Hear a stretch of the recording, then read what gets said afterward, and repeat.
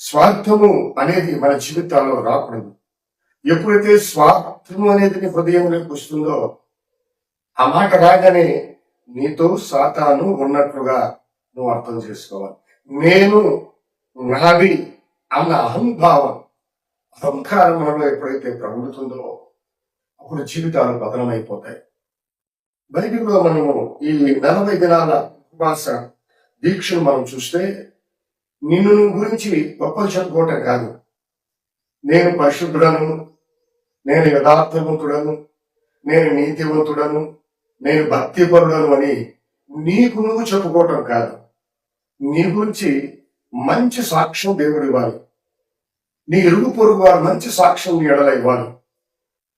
పరిశుద్ధ గ్రంథంలో యోగు గ్రంథంలో మనం చూస్తే యోగును గురించి దేవుడు సాక్ష్యం ఇచ్చాడు.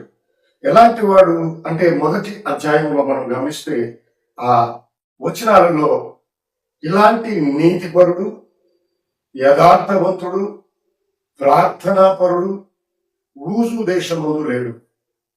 యోగు ధనవంతుడు, యథార్థవంతుడు, నీతివంతుడు, ప్రార్థనాపరుడు. ఈ చక్కటి మాటలు దేవుడు యోగు పట్ల సాక్ష్యం ఇచ్చాడు. నీ పట్ల ఎవరు సాక్ష్యం ఇస్తున్నారు? ఆలోచన చేయాలి. నీ గురించి నువ్వు చెప్పుకోవటం కాదు.